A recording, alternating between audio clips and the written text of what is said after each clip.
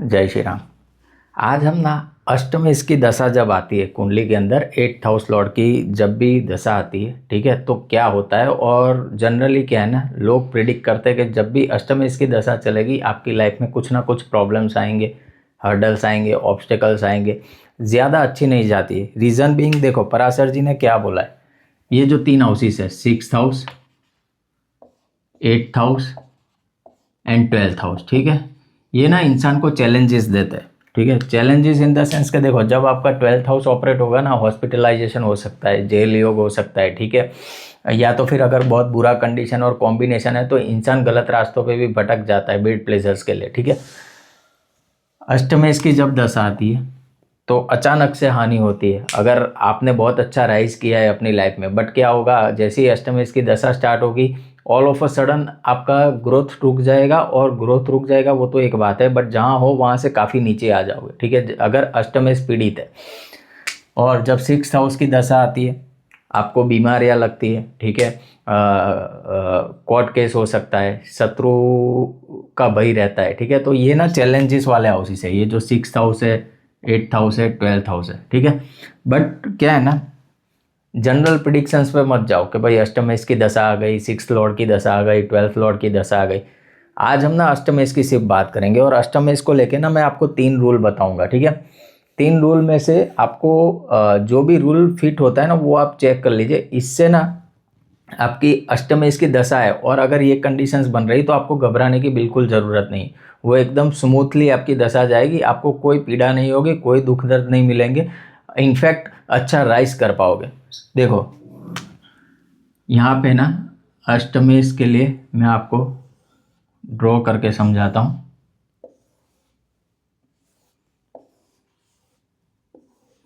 ये कुंडली का 8th हाउस होता है। ठीक है, तो जब कभी भी अष्टमेश, ठीक है, आपका 8th हाउस लॉर्ड केंद्र भाव में बैठा हो,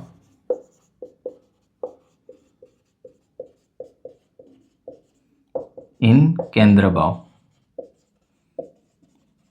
ठीक है, यानी 8th हाउस लॉर्ड केंद्र भाव के अंदर नहीं बैठना चाहिए। ठीक है, होना नहीं चाहिए केंद्र भाव के अंदर। अगर केंद्र भाव के अंदर है तो ये प्रॉब्लम्स क्रिएट कर सकता है, ऑब्स्टेकल्स लेके आ सकता है। मान लो आपका 8th हाउस लॉर्ड, यहाँ पे मैं बना लेता हूँ मिथुन लग्न की कुंडली, 3 4 5,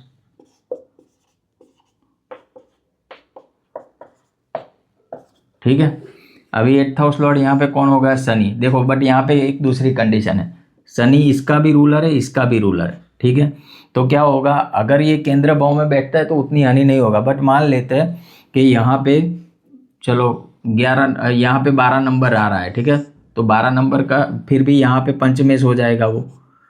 ठीक है, तो अगर आपका अष्टमेश मान लो यहाँ पे 5 नंबर आ रहा है, ठीक है, तो क्या होगा, सूर्य होगा, क्योंकि एक सिंगल राशि लेके प्रिडिक्ट करेंगे। 2 राशि वाला कंडीशन क्या है ना, उसमें फिर जो त्रिकोण के हाउसेस है ना उसके रिजल्ट ज़्यादा मिलेंगे और दूसरा हाउस न्यूट्रलाइज हो जाएगा, उतना इफेक्ट नहीं डालेगा।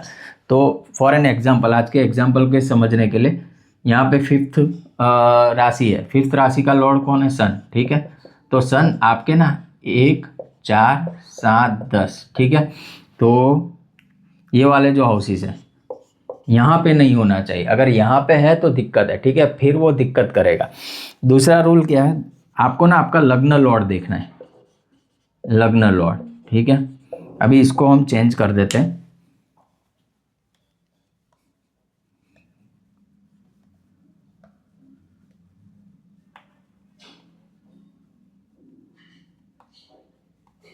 देखो यहाँ पे 5 नंबर है तो 6 8 9 10 1 2 3 4, ठीक है, तो क्या हुआ, मकर लग्न, यानी आपका लग्न लॉर्ड है सैटर्न।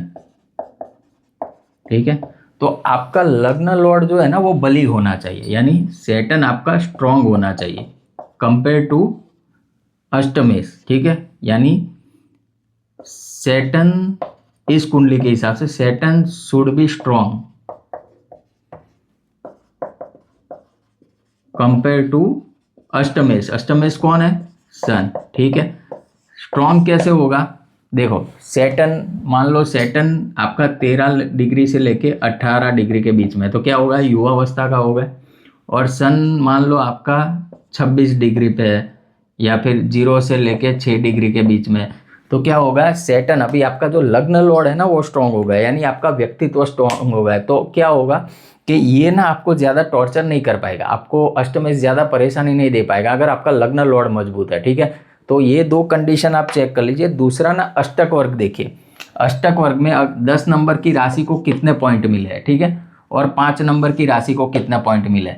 अगर 10 नंबर की राशि को मिले 33 यानी 28 से ज़्यादा है, ठीक है, और इसमें 27 से कम है, ठीक है, तो भी ना ये अष्टमेश की दशा आपको इतनी हानि नहीं पहुंचा पाएगी, ठीक है।